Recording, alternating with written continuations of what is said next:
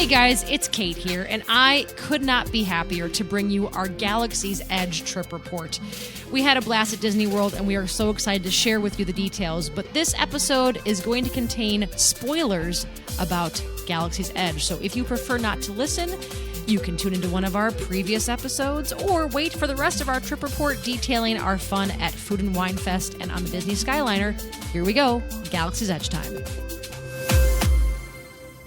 Welcome back to another episode of Earful. My name is Patrick, and I'm joined once again by the woman who thinks that the raps on the buses were people speaking in rhythm, Kate. Oh my God, that was a stretch. That the bus raps. Oh, I was mistaken.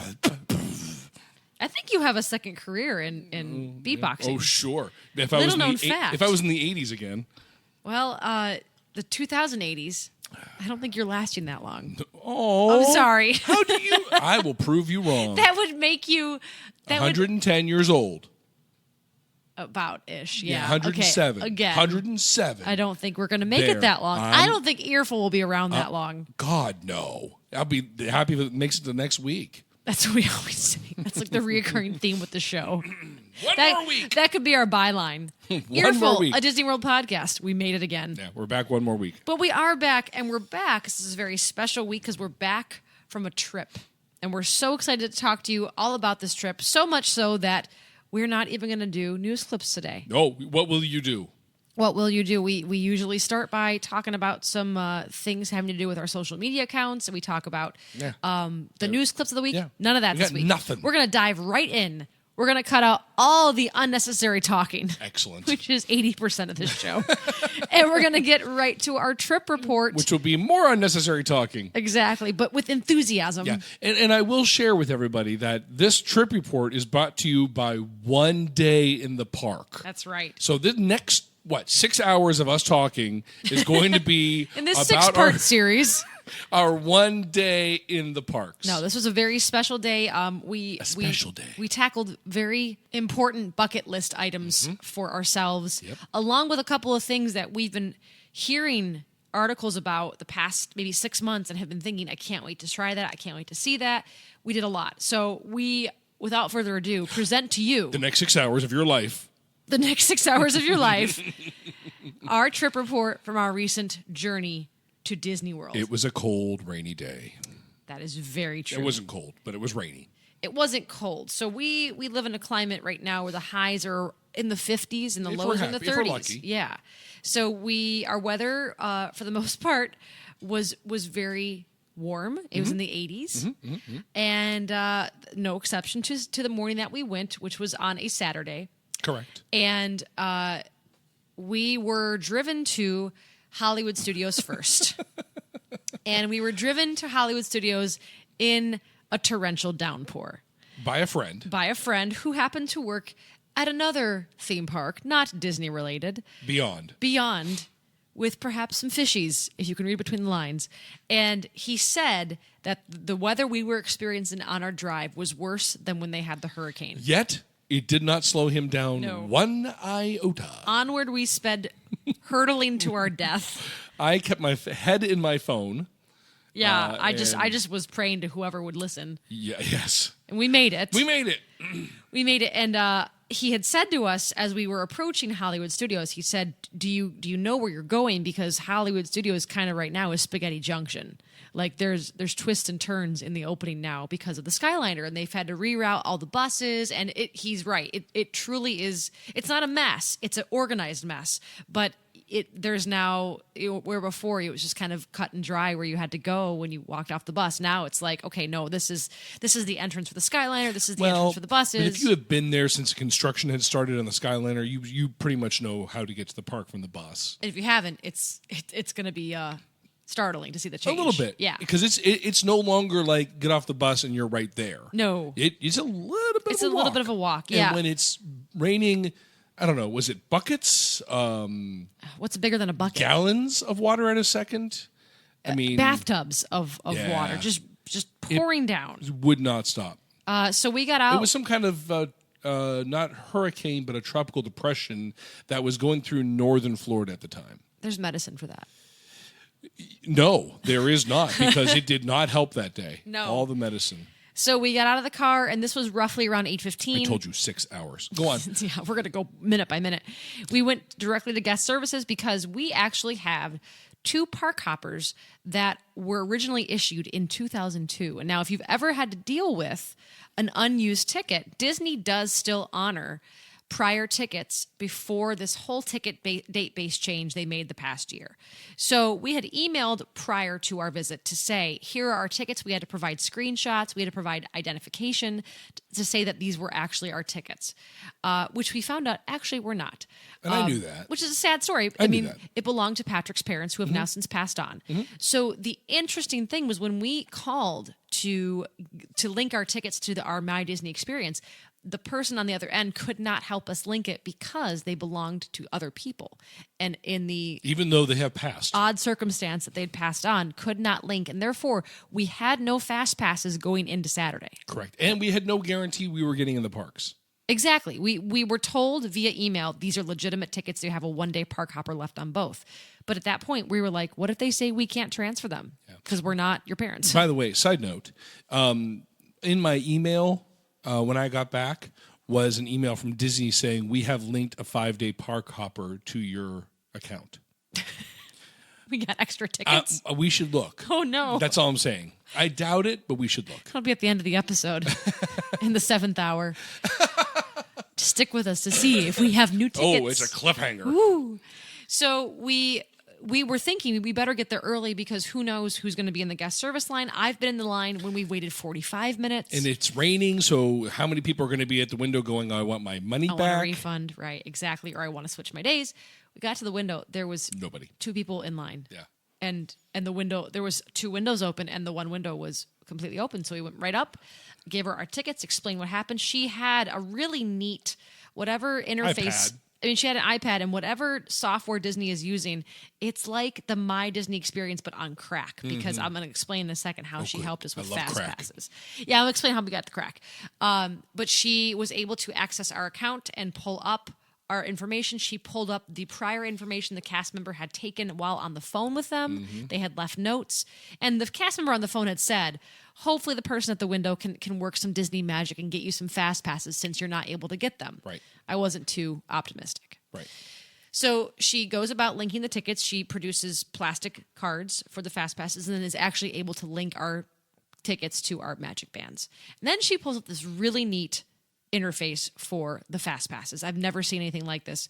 You know how when you book them on My Disney Experience, it'll tell you if you have a fast pass at the same time, and it won't let you book it. Her screen would show all that in real time. So she went about booking our first fast pass, which she said, "What would you like? We have this, and Slinky." And we were like, "What? You? It's the day of. Like, how do you have Slinky?" I don't know if they have a bypass on it, but we got Slinky. And then that was at like 1. And then because she selected that, anything else in the remaining 2 was grayed out. Right. We couldn't see what we couldn't get time-wise. So then we ended up getting Indiana Jones and Star Tours. Spoiler alert, we didn't use a single one. No, we didn't use any of those. We didn't use any of them because of what the time we spent and where. But so at this point, this is when Kate pulled out the, I'm a travel agent. I didn't really. No, you're right, you didn't. I didn't, no. So we were able to happily get our passes. Our first stop was to walk over before you get past security, but before you actually go in, we bought ourselves some $12 ponchos, which you say, oh my gosh, $12 for a piece of plastic? Yes. And guess what? It was worth it. It was, and that lady working that stand just looked pretty miserable already. Because, I mean, again, the wind was going, it was blowing, it was pouring, but she was going to be everybody's favorite friend. Bathtubs of water.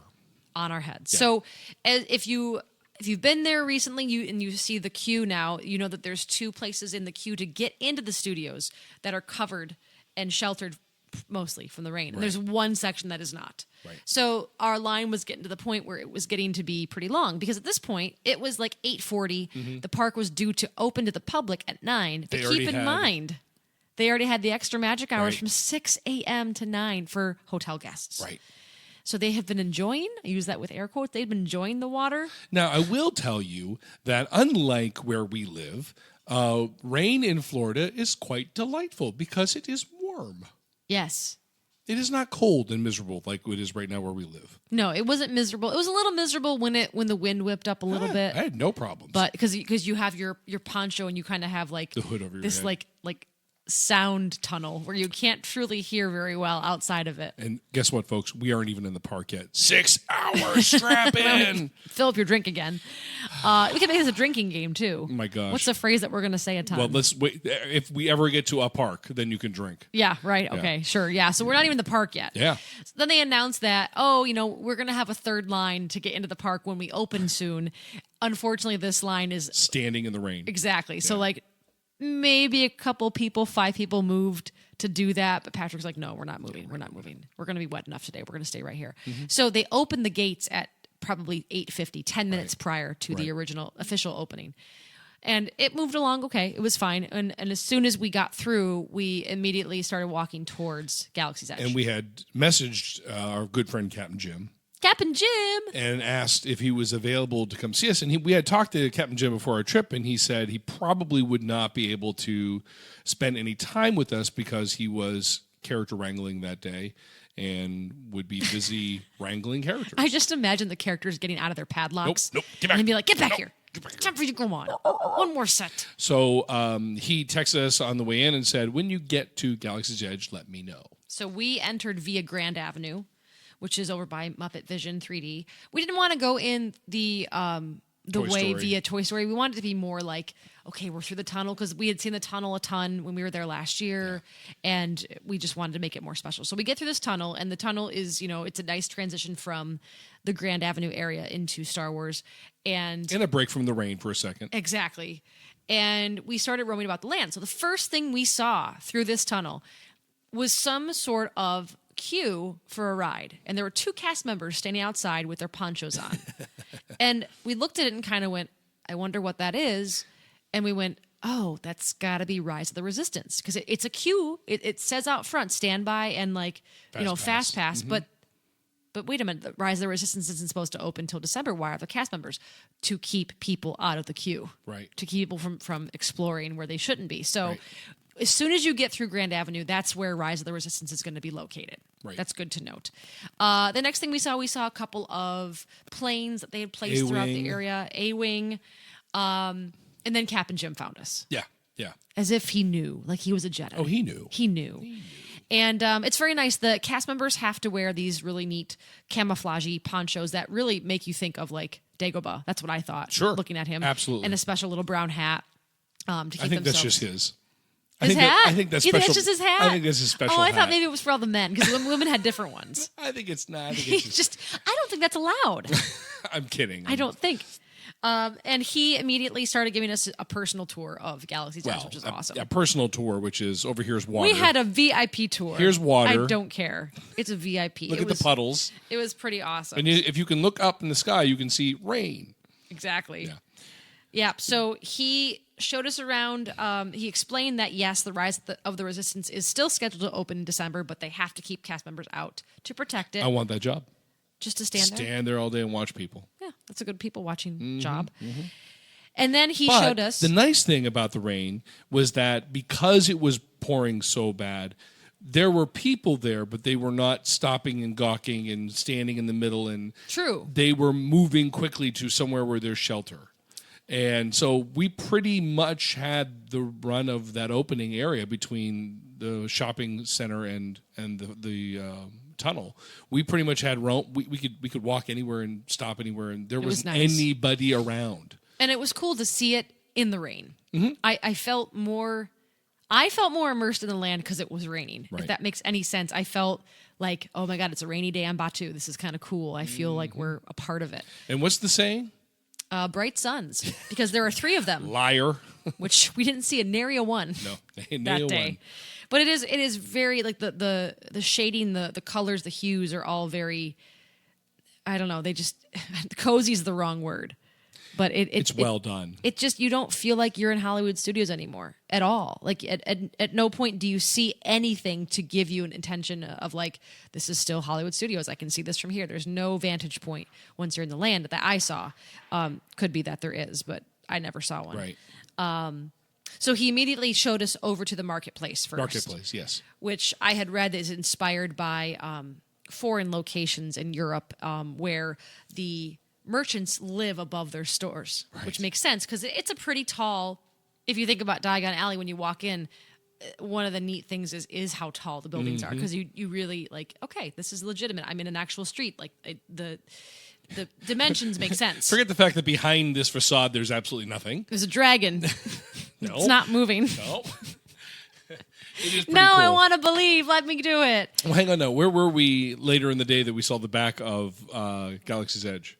And We were on stilts. We were on the bus, and it's like I don't understand this. You know, you think about Imagineering and how many amazing things they do in the parks, and then you take the bus from Hollywood to any other park, and you look behind it, you're like, Stilts. this looks like a project I made in middle school.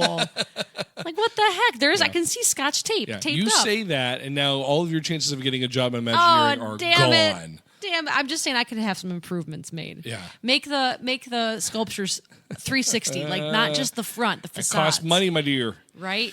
So we went to the marketplace, and it's pretty cool. We didn't spend much time there. Well, normally they had people out selling and Hawking, doing. yeah. And they were not there. There was a lot limited by the rain today, as you will There as were you will hear. no characters being wrangled.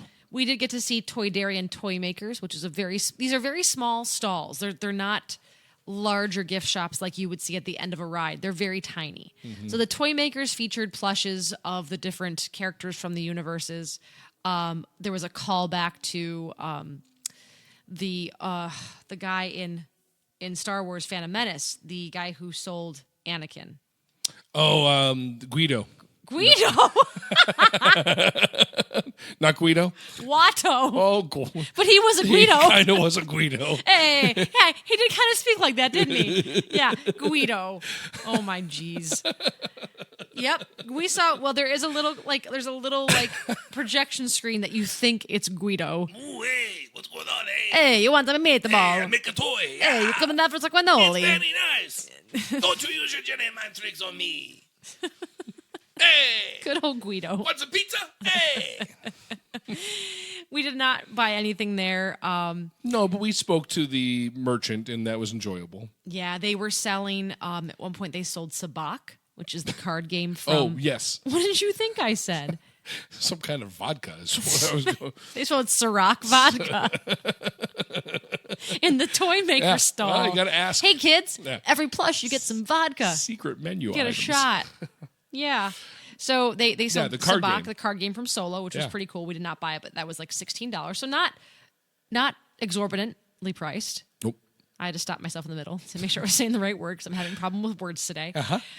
We also saw the creature stall, which is they sell the different figurines and plushes of the animals and creatures of the world of Star Wars. Yeah, they also had a stall for touristy type stuff. Yeah. I mean, more so than the other ones. So even, Captain Jim was saying, over here is where you buy the touristy stuff, but if you want the really good stuff. We got to that later. So Black Spire Outfitters is where Patrick is talking about. Yeah. And ahead, I will say, in this entirety of Galaxy's Edge, because there are other stores we'll talk about in a second, there is nothing that you're going to see that has like Disney World on it. Oh, no. It all says Galaxy's Edge.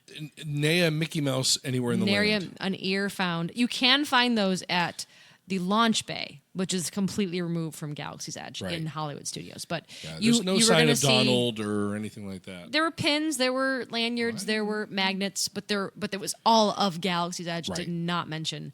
So that's something I really liked. I want to pause and say that at no point do you really see like a neon glowing sign that says like Toydarian Toy Makers. Like it's all pretty much. It's very subtle. Well, You have to know where you're going. They also have signs in the Batuu language, The Aurabesh.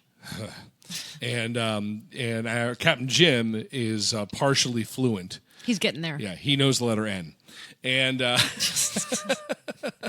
Wow. he tried like 4 times. He's It was cracked great. the code. He's becoming fluent in that language, which is very enjoyable. And but everything is very well themed, and like I said, there are words everywhere, and drinking fountain is labeled in the language, and It's pretty cool. Yeah, it's very awesome. So we perused the stalls. We did not buy anything. You can buy the dice featured in the Millennium Falcon. Yeah. There's that too. But then we were so hungry at this point that we were like, we have to eat something now. Forgot about that, so yeah. he got us over to Ronto's Roasters, which is, I believe it was connected to the marketplace. And it was. This is where we'd been told to go eat because they have a special wrapped hot dog. Now that sounds not very appetizing, but more of a sausage. It's a pita bread with a like a turkey sausage and then Yeah. eggs and cheese and a special sauce.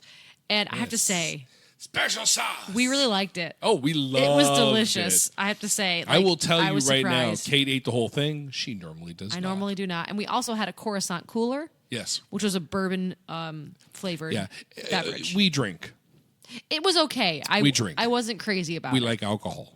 Yeah, we paced ourselves. We split it. Oh, we did. We split everything. Yeah, we were very, very savvy. But it that was way. like 10 o'clock in the morning, and we're like, booze! Yeah. Yay! Well, why not? We're here. We have to report to our fans for the sake of the fans. You said plural. Right, sons. Our fan. Our fan. Thanks, TJ.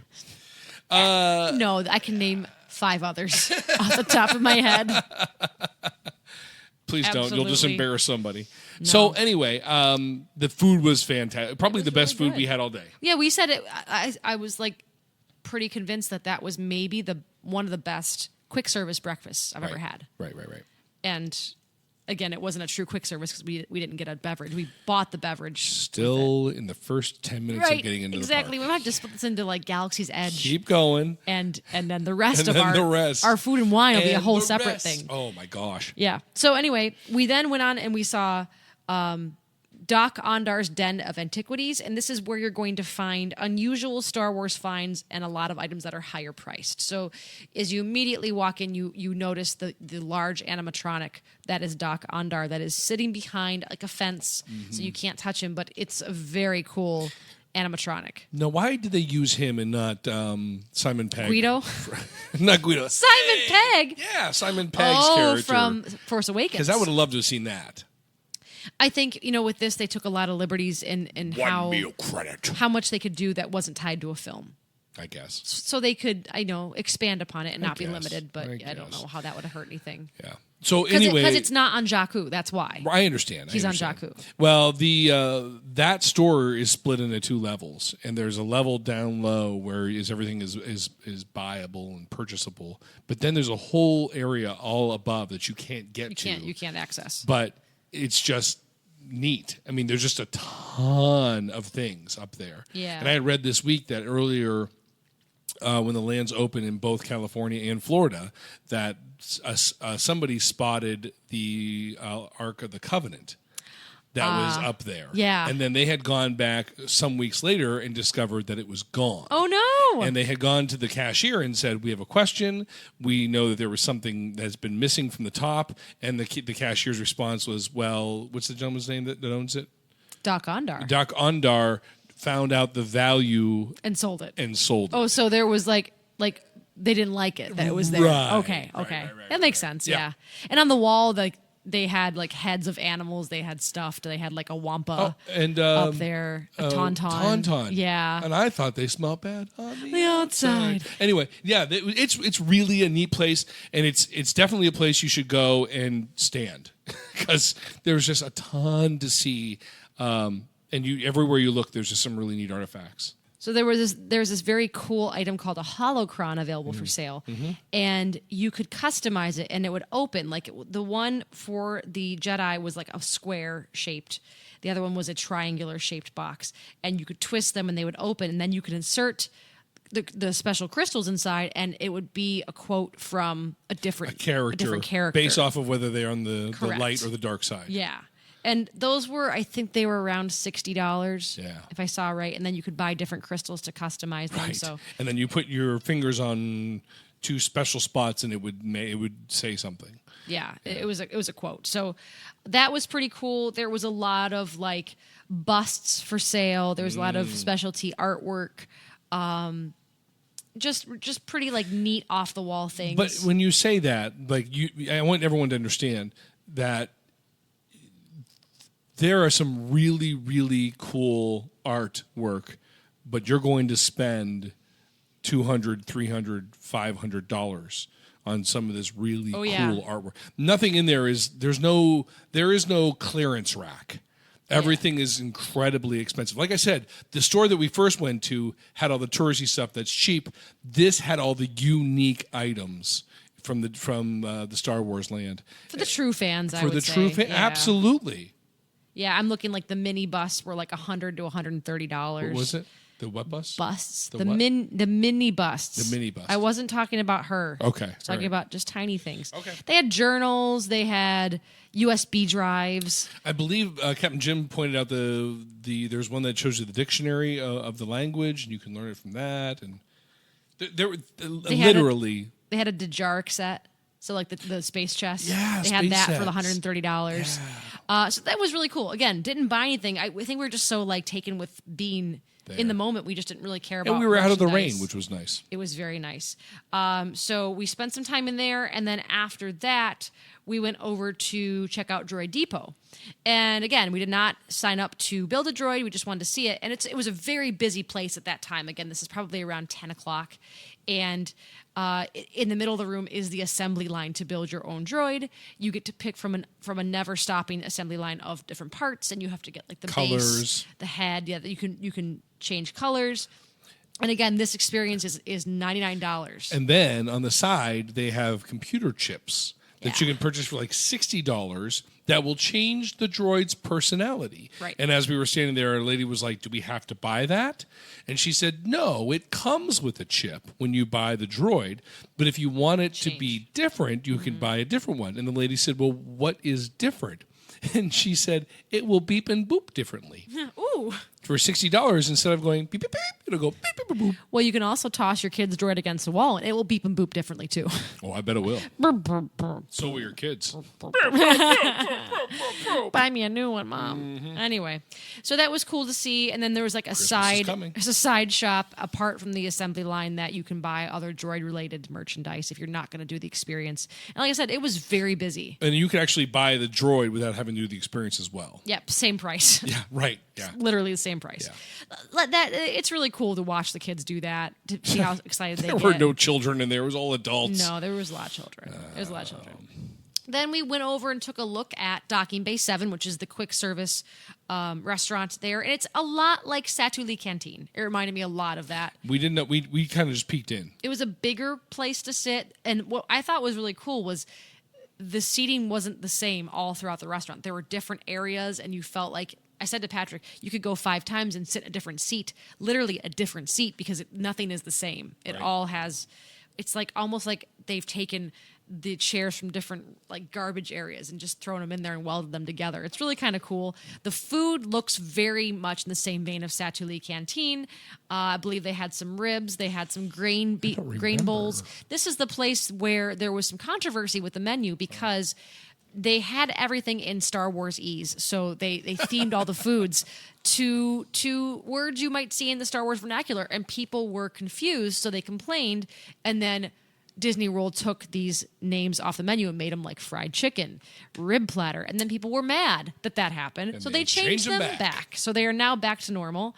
And we did not take anything in there. We did not have anything in there. We just wanted to go look, and it's a nice, bigger, quick service location. Yep. One kind of a place you just kind of want to sit in for a while. Mm-hmm. It was really neat. Mm-hmm, mm-hmm. And we didn't get to go into Savvy's workshop, which is where you build your lightsaber, because you only go in if you've made a reservation. And to make a reservation, you need to front the $200 up front. Yeah. Excuse me, the $199 up front. Yeah. So it's very well hidden. Captain Jim was saying that it is something that is kind of hush-hush amongst the rebels on Batuu. Like if you ask a cast member, they'll act all shy and like, hey, come this way, but be quiet. Like they don't want the First Order to find out that you're building a lightsaber, which is really cool. And I think it depends which cast member you talk to as well. Sure. You have the kinds that are just like, oh, yes, we have to be very careful. And the kinds that are like, follow me. Yeah, it's right here. Look over there. Credit card's out. Do you have your money? Yeah, that's all we care about. So then we finally got to the moment that we saw the Falcon, the Millennium Falcon, in all of its glory. And again, it was kind of neat to see it in the rain, just because all the pictures I've seen have been at nighttime with the lights on. We did not see the lights on. So it's just the Falcon sitting there, and there's a big fence around it to keep people away from it. We noted how if they wanted to have some sort of like show in that area, there's space. Well, they do that. I mean, they do have the Wookiee come out and bang and has the ability to come out and interact with it. But of course, the rain made the Wookiee go away, not come out. Yeah, so because that would have been gross. Apparently, there is quite a deal of interactive characters in the land, Right. and at that day, when it did clear, we saw a couple, but we didn't get the full thrust of it. No, we did not. So we got in the line. It said about 40 minutes standby for Smuggler's Run. And as you're making your way through the queue, it's obvious that the story is that this smuggler, Honda Anaka, is in charge now. This is set in between The Last Jedi and Rise of the Resistance. I believe that's your last car, wasn't it? My Honda Anaka? Wasn't that your last car you purchased? Yes. It was a great car. Lasted 10 years. So he is now in charge of the Falcon, and there is a room where they're performing maintenance on a big engine.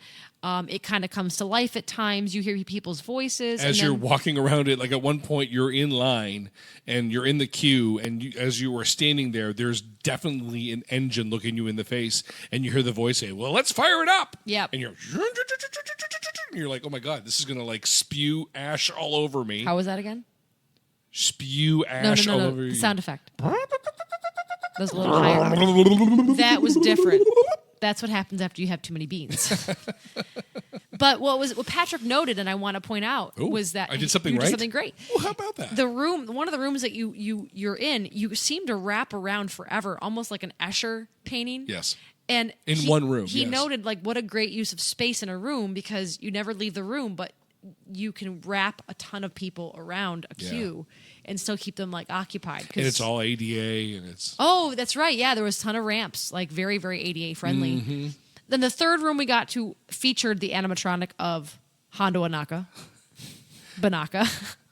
Remember Banaka, the stuff you used to spray in your mouth for and breath make it all freshening? numb. Sure. Yeah. He is there, and it is an amazing animatronic. Yeah. Worth it. Very, very neat. Come to find out later, it's voiced by Jim Cummings, who voices Winnie the Pooh, the Tasmanian Devil. Bob. He used to do Yeah, nope, Darkwing it's terrible. Duck. He was the singing voice for Scar in Be Prepared. Ugh. And also, I don't like him. he's the singing voice of Rasputin in Anastasia. So he's done a lot of work. He's very recognizable. That was really cool to find out. Then after you pass by him, because he tells you your mission, he tells you like why you're there and what he wants you to do. And he's going to go with you because not that he doesn't trust you. And you see his droid helping him out. Right. And a little bit of Chewbacca. Uh-huh. Yep. And then you finally get into the quintessential Millennium Falcon room where they play chess. And that is where you get your assignment Before you get there. for your flight. Yes. And so we were told before this, you want to request pilot. Because on the mission, you get to be pilot, engineer, or gunner. We just didn't know when that moment was. So we got to the chess room, and we weren't expecting the cast member to hand us a card, and we were stuck with engineer. Both of us. Both of us. So we were like, okay. And then the card itself was a color. And they had said to us as we walked in, wait till you hear your color called. Kind of like Jimmy Fallon's room. In Universal. Universal, correct. So we got in there, and Patrick went and took a picture with the chess set. And we were so busy looking around, I never heard the cast member say brown. That was our color. And so, why are you laughing at me? It just makes me giggle. Okay. Turd. Color of turd. That's now. us. Serving turd. I never heard them. So as I walked to you, I saw you like standing over in the corner. They're I'm like, 4 years old. They're like, they said to me, what's your color? And I'm like, that's a personal question. And I said, We don't identify with the color. Thank I prefer you. not to answer, thank you. And I was like, brown. She's like, oh, you have to get in line. I'm like, I never heard you call my color. So hopefully in the future they get that sorted out. And it wasn't long. We were Not long at all. Maybe a minute, maybe two. I wish I had more time. And it's clear that they have two rooms where they sort people Right. to get them onto different flights. So we went into yet another room where Hondo, again, talked to us about what we're about to do. And then we were finally let into the cockpit of the Falcon, which is pretty cool. Again, I wanted more time to look at it. Yeah. There's just no time because they have to get the ride started. They have to get it going. And then we were seated in the very back of the cockpit. The Gunners. The pilots were first. The Yeah. gunners were second. And we were third. Right. So the front of the cockpit is obviously a projection screen. I ruined the magic. Spoiler. Call Bob Disney. And it is very much, like I had said before on the podcast, it's like Mission Space, but in Star Wars. Yeah. Except without centripetal force, thank God, because that can make me a little queasy. So you start the mission, and again, this is really dependent on how well you do as a team. Luckily, our pilots were great. They only hit a couple things on the mission. My complaint was that since we were in the back, we were given a panel of buttons and switches to press. Directly to our left, or directly Left and next right. to us. Yeah, and we were told at times when to push them. They flashed when they were supposed to be pushed. So there were times I was looking at the buttons, and there were times I was looking at the screen. So to say that I knew where we were flying, I don't remember. Yeah, and that was my complaint too. Like all I wanted to do was look at the screen, but I knew that I had to push buttons and mash buttons, and because we had there was a section where we had to launch a catapult and pull it in. And they say out loud, engineers, get this under control. Yeah. Engineers, fire the harpoons, to get them to latch onto the coaxium. And gunners, gun. Yeah, so the idea was that we were stealing coaxium, which is taking from Boy, this is Solo. a big spoiler episode. We should have probably told people this. Spoiler. I'll tell them at the beginning. Okay, good. We'll go back in time. Right. Yeah, you'll hear me back in time. Okay. You're trying to steal coaxium, which is the element that is primarily in play in Solo, a Star Wars story. Right. And by the end of our run, we rescued 2 canisters and was largely successful by what we thought. So we end the run and they give us a score, which again, what do I compare that to? Right. And then they take off points for how much damage you have, what you owe Honda in the end. Yeah. It's very funny. And then you leave, and that's basically it. And our friends who did this literally 2 days later said, "Oh, we crashed a lot, and I think we got 1 canister. And as we left, the hallway looked like there was a lot of damage." I didn't notice that on our... I sure didn't. Maybe because we were better pilots. Who knows? Or engineers, yes. I think the engineers. And the complaint I had heard going into this was that the engineers had nothing to do. I felt like we did a lot. Yeah, because the panels glow and blink, and you've got to hit the right ones at the right time. And there's a circular button we had to mash at one point. Yeah. And the switches are like light switches. You had to flick them on and off. Right. I don't know what the gunners did. I know that the pilots had the hyperdrive, which was really cool. So next time we go, we're going to totally request pilot. Because I think we'd see a lot more and be more into it. Whereas the engineer, we're kind of looking to our right and our attention's away from the screen. Right. But it was fun. I was pleasantly surprised by it. I didn't leave feeling, oh, that sucked. Yeah. It was fun. It was fun. It was fun. I don't think that we were through the line in 40 minutes. I think it was 30. It felt more like 30 to 35. Yeah, it wasn't long. And again, a 30 to 35 minute wait for a brand new attraction. Ride. Mm-hmm. So, yeah. So we had a really good time with that. Still in Star Wars land. How long have we been talking? We're probably going to take this into different sections for this episode. Are we at an hour yet? It feels like an hour. 17 hours. 37 minutes. 17 hours and 37 minutes? 37 minutes. That's crazy.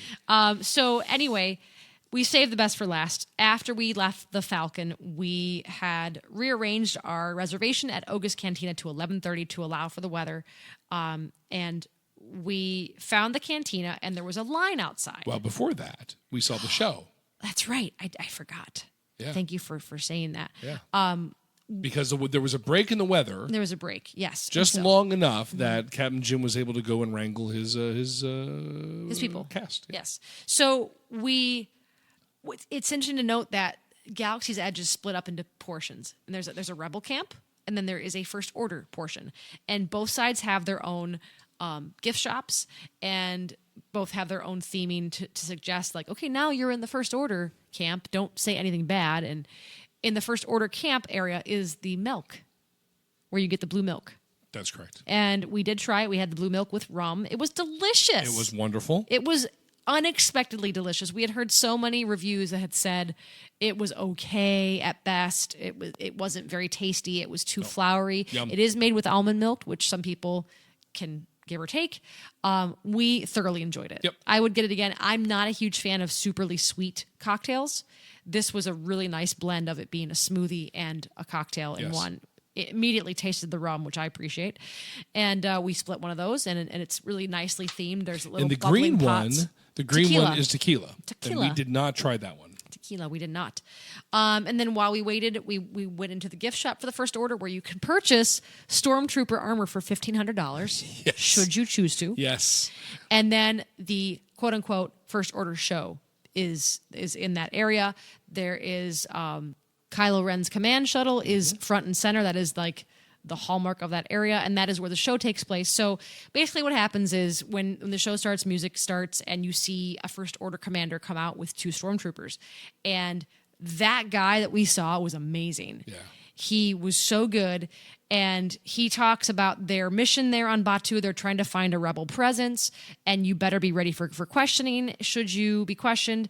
And then, of course, Kylo Ren comes out in much fanfare with smoke and mirrors and everything like that. And he's not happy with the First Order commander, so he force chokes him. And Like then you do. makes his way through the crowd. They both do. So we were told, skip Kylo Ren, because Kylo Ren we've met before at, we're old friends. We met before at Launch Bay. Hi, Ben. We've talked to him before. And he said, wait for the commander, because the commander can improvise. Yeah. Whereas Kylo Ren is relegated to his Commands. gestures, his hand gestures that he can do. So we did wait. You are ruining everything. I know. I'm going to put a alert. Don't you worry. Okay.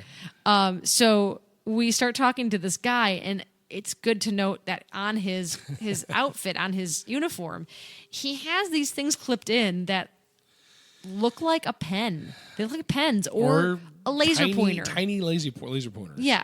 So Patrick starts talking to him about, like, where'd you get those nice pens? And the guy's just looking at Patrick like he's going to kill him. And then I started in like, oh, those laser pointers on your jacket and blah, blah, blah. And he said, well, what are you here to do? And Patrick's like, I got to entertain my wife. And again, just mostly stares at Patrick. And I said, oh, we're trying to find some place to watch the Penn State game. He's like, what's your obsession with pens? And so we talked a little bit longer, and then he left. But he did linger quite a long time for us, which was fun. nice. Yep. And then after he left, we made our way over to the Cantina, which is, I think it's the jewel of Batuu. I'm going to call it that. I'm going to get that. The jewel of Batuu. I'm going to get that nickname going. The jewel of Batuu. And we did have a reservation, 11:35. We got there probably 10 minutes early, and there was already a line outside. So I said to Patrick, oh, that's the line for standby. Like, we have reservations. Went up to the counter. We said, we have a reservation. They said, oh, yes, that line is for reservations. Right. I said, oh, You okay. can't get in without it, without a reservation. And that day, they were not taking standby. Wow. Some days they do. That day they were not. So Wow. there was a long line, probably of 30 people that had reservations. And we stood in line maybe for 5 minutes. During that time, the cast member came in to check us in, gave us a menu to look at, told us the rules. There are some rules in Oga's Cantina. Number 1, 45-minute limit. You are only allowed to be there 45 minutes. 2, it is 90% standing. Right. So only 10% of guests will get a seat. We were amongst the lucky 10%. And once you are there, you are not to wander around. You are to stand in your spot, and you are to stay there for 45 minutes. If you do want to look around, they recommend doing it at the end. Correct. Once you leave your spot is given to somebody else. Do not go back to Because they think you've it. left. Right. They think you're gone. Now, you are waited on by a waitress or waiter, which is very nice. Now, I'm skipping one detail that Patrick would like to get back to right now. This was the highlight of your trip, you said. Okay. So we're standing in line for Oga's Cantina. And I would say behind us was a party of 6. We were a party of 2. There was a party of 3 ahead of us. And so hang on. Let me tell this story. I want to tell the story. Okay. But So, I need to, can I interject, please? You can interject, but Okay. let me start off. So you're standing in line, and they come out and they say, John Smith party of 4, or Tony Jones party of 6. Guido party of 7. Party of 2. So they come out. So we are close to the front of the line, anticipating any minute they're going to come forward and again, say our name. All these parties have been 2 or more. Excellent point, because they come out and say, Tim Jones party of 1, to which my wife... Wait, let me say, because in my mind, That does not help this. yes, it does. In my mind, I thought, oh, party of 1, like, that's so sad. Like, Yeah. he can totally have a drink with us. What came out, though? Tim Jones party of 1, and my wife whipped around and said, 1? Now, the little lady behind us about fell over laughing because this poor guy had to walk forward and hang his head in shame because he was alone I going don't into think he August heard me. Cantina. I don't think he heard me. I hope he didn't hear me. It was truly out of a place of 1. Oh my God! But what came out? I just wasn't thinking 1.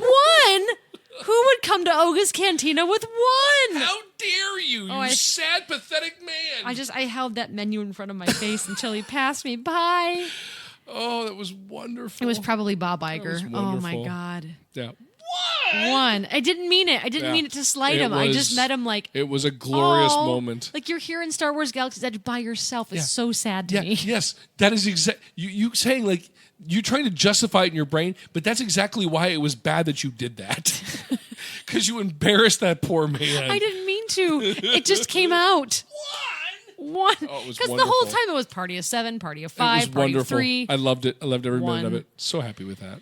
So anyway, We're still on Star in Wars. Star Wars. So anyway, And we have a rehearsal and we have to eat dinner. So what are we let's doing wrap this here? up. Let's I wrap know. this Okay. up. So we got into Oga's Cantina. We luckily got a seat in a very lovely booth that we shared with 5 of our closest friends. But we were one of the 10%. That's true. If you looked around, there was way more seating than they let on. But I actually would have loved to have sat at the bar.